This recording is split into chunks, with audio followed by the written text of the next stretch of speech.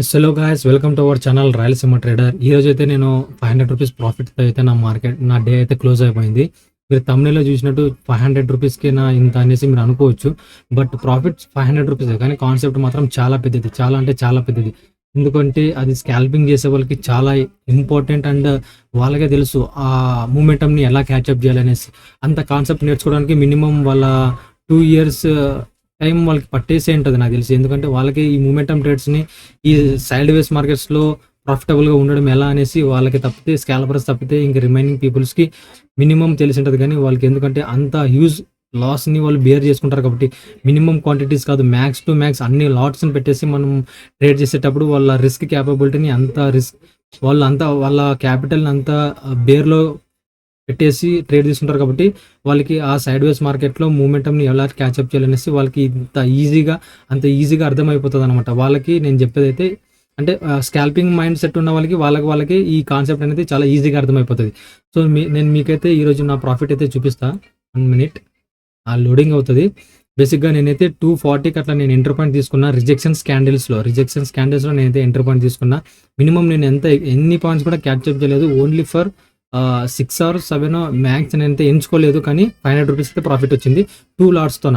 FinNifty ఈరోజు expiry కదా! FinNifty expiry ఉంది కాబట్టేసి నేను మోస్ట్‌లీ ఎక్స్‌పైరీస్ డేస్‌లో ఎక్కువ ట్రేడ్ చేయడానికి ఛాన్సెస్ ఎక్కువుంటాయి. ఎప్పుడైతే మనకి సెబీ ప్రతిరోజు ఎక్స్‌పైరీ పెట్టేసిందో అప్పటి నుండి నేను ప్రతిరోజు ఎక్స్‌పైరీలోనే ట్రేడ్ చేసేస్తున్నా. మ్యాక్స్ నాకు ఆ రోజు ఎక్స్‌పైరీ ఏదైనా మూమెంటం ఉండదు.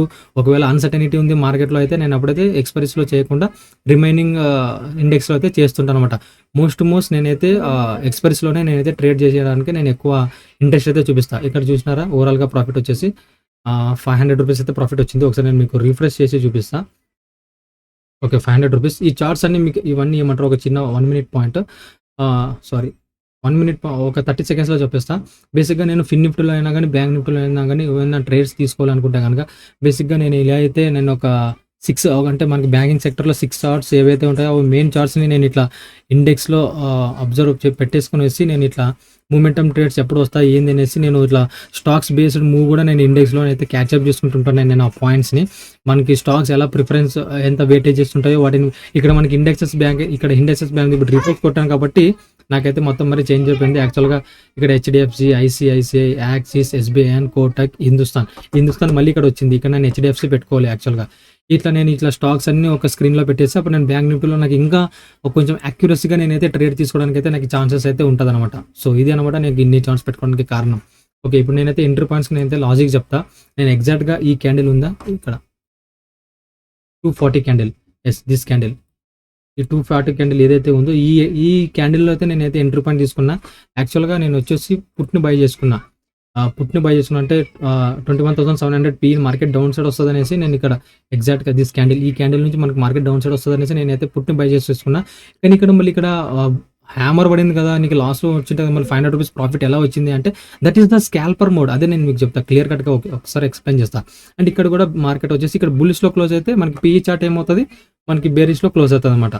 సో, ఒక్కసారి నేను ఇట్లా ఎక్స్‌టెండ్ చేసి చూపిస్తాను మీకు చార్ట్. ఎప్పుడైతే మనకి ఇక్కడ రిజెక్షన్స్ క్యాండిల్స్ వస్తున్నాయో ఎగ్జాక్ట్‌గా దిస్ లెవెల్ నుంచి ఈ లెవెల్ నుంచి ఎప్పుడైతే మనకి ఇక్కడ రిజెక్షన్స్ క్యాండిల్స్ వస్తున్నాయో, so 1 time, 2 time, third time and 4 time. నేను ఇక్కడ 4థ్ టైమ్ తీసుకోవడానికి మెయిన్ రీజన్ ఏంటంటే నాకు ఇక్కడ 21,700 అండ్ కాల్ సైడ్ కాంట్రాక్ట్స్ ఎక్కువ బిల్డ్ అయిపోయినాయనమాట. అంటే దీనికి ఆపోజిట్‌గా మనకి 21,000 కాల్ సైడ్ అయితే మనకి కాల్ రైటర్స్ ఎవరైతే ఉన్నారో వాళ్ళ ట్రేడ్స్‌ని ఎగ్జిట్ చేసేస్తున్నారు.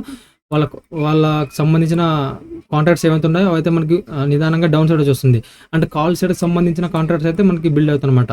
సో, కాల్ సైడ్ మనకి పొజిషన్స్ కాంట్రాక్ట్స్ బిల్డ్ అవుతున్నాయంటే మార్కెట్ డౌన్ సైడ్ వస్తదని మనకి ఎక్కువ ఛాన్సెస్ ఉన్నాయనేసి నేను ఒక కన్ఫర్మేషన్, ఒక ఆప్షన్ అనేది ఒక కన్ఫర్మేషన్ తీసుకునేసి నేనైతే ఇక్కడ ఎంటర్ పాయింట్ తీసుకున్నా.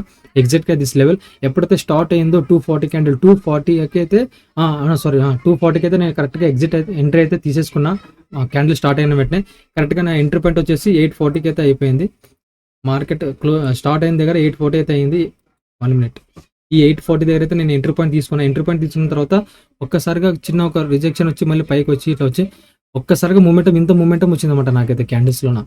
ఎందుకంటే ఇక్కడ 21,700 దగ్గర అయితే ఒక్కసారిగా మనకి కాల్ సెట్ కాంట్రాక్ట్స్ అయితే ఎక్కువ యూస్ క్వాంటిటీస్లో బిల్డ్ అయిపోయి నేను రిఫర్ చేసి చూసినప్పుడు. సో ఇదే మంచి టైం అనేసి నేనైతే ఇక్కడ రిజెక్షన్స్ కూడా వస్తున్నాయి, ప్లస్ ఇంకా నాకు స్కాల్పర్ కాబట్టి నేను ఈజీగా ఒక 4-5 పాయింట్స్ నేను ఈజీగా క్యాచ్అప్ చేసుకోవచ్చు అనేసి నేనైతే ఎంటర్ పాయింట్ చేసి తీసుకున్నాను.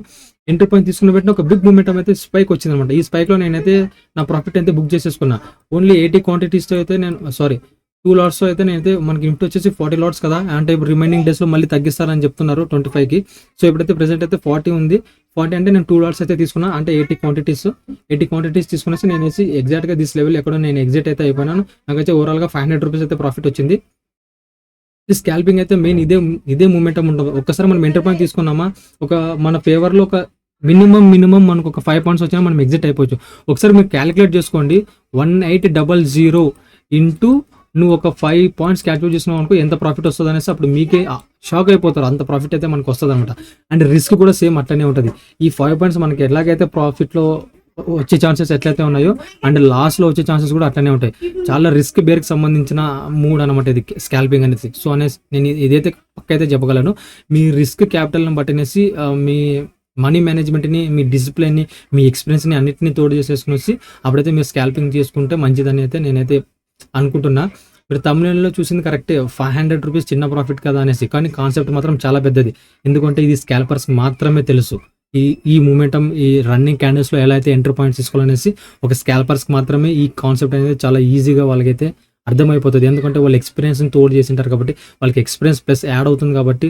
అండ్ ఈ స్కాల్పింగ్లో వాళ్ళకి చాలా టైమ్స్ లాసెస్ వచ్చేసి దాని తర్వాత ఇలా కాదు, ఇలా ఎక్స్చేంజ్ చేంజ్ చేసుకోవాలి, నా ట్రేడింగ్ సెటప్ని చేంజ్ చేసుకోవాలి అనేసి వాళ్ళు ఎన్నో టైమ్స్ మళ్ళీ వాళ్ళు అనుకొని ఎప్పుడైతే స్కాల్పింగ్గా ప్రాఫిటబుల్గా ఉన్నారో వాళ్ళకే అర్థమవుతుంది అనమాట ఈ రన్నింగ్ క్యాండిల్లో ఎలా ఎంట్రీ పాయింట్ తీసుకోవాలనేసి.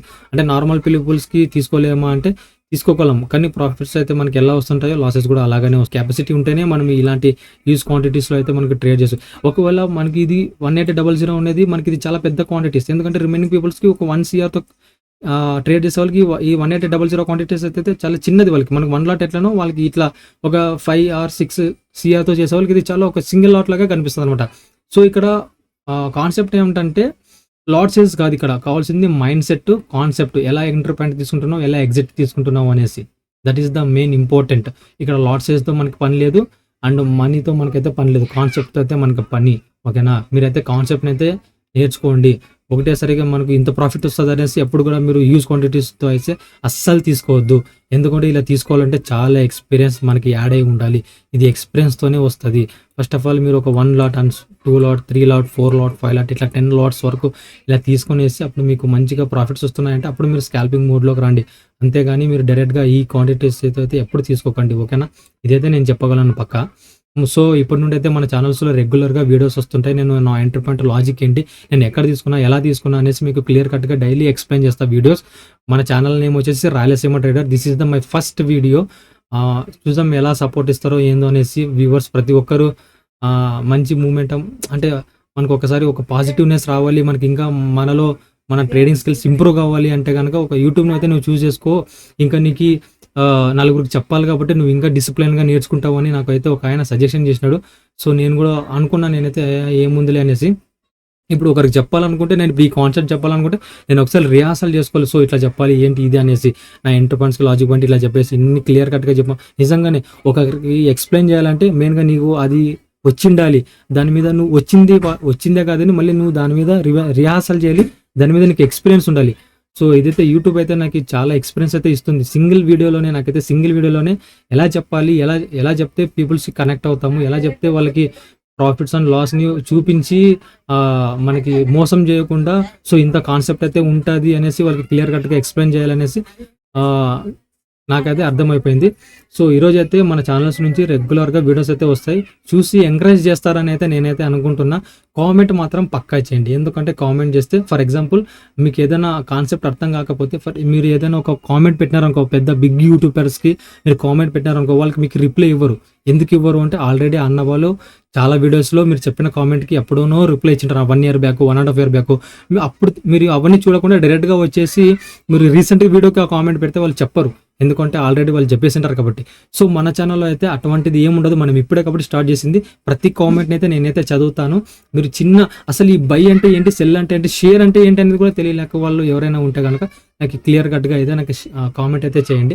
ఒకవేళ కామెంట్ చేసేంత ఓపిక కూడా మీకు లేదనుకుంటే కనుక నాకైతే వాట్సాప్ అయితే చేయండి. వాట్సాప్లో కాల్ చేయండి. నాకు వాట్సాప్లో కాల్ చేసి నేను ఈజీగా మీ కాల్ లిఫ్ట్ చేసేసి, నాకు మార్కెట్ తప్పితే ఇంక రిమైనింగ్ వర్క్ అయితే నాకు ఇంకేం లేదు. ఓన్లీ మార్కెటే నా డైలీ వర్క్ వచ్చేసి.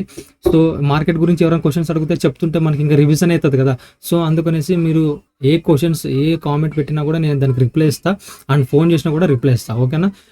This is my first video అండి. ఇంకొకసారి చెప్తున్నా నేను మీకు, మీరు అయితే నా ఛానల్కి వచ్చేసి రెగ్యులర్గా వీడియోస్ చూస్తారని అయితే నేనైతే అనుకుంటున్నా. చూడడం ద్వారా నీకు ఎంట్రీ పాయింట్స్కి లాజిక్ అనేది క్లియర్ కట్గా ఈజీగా అర్థమైపోతుంది. ఓకేనా? మళ్ళీ ఇప్పుడు ఈరోజు అయితే ఈ వీడియో క్లోజ్ చేసేస్తున్నా. నెక్స్ట్ రేపు అయితే కలుద్దాం మళ్ళీ. ఓకేనా? అంతవరకు టేక్ కేర్, ఉంటా. జై హింద్. సో మళ్ళీ రేపైతే నెక్స్ట్ వీడియోలో అయితే కలుద్దాం. రేపు రేపు నిఫ్టీ ఎక్స్పైరీ ఉంది. యాక్చువల్గా గురువారం కదా, రేపు గురువారం అయితే హాలిడే ఉంది. అందుకనేసి మనకి బుధవారమే మనకైతే వెనస్డే వచ్చేసి నిఫ్టీ ఎక్స్పైరీ ఉంది, అండ్ బ్యాంక్ నిఫ్టీ ఎక్స్పైరీ కూడా ఆ రోజునే ఉంది. సో రెండు బోత్ ఉంటాయి. సో రేపైతే మళ్ళీ ఒక ట్రేడ్ చేసుకొని వచ్చి నాకు లాస్ వచ్చిందా, ప్రాఫిట్ వచ్చిందా అనేసి మళ్ళీ నేను రేపు రెగ్యులర్గా వీడియోస్లో పోస్ట్ చేస్తూనే ఉంటా.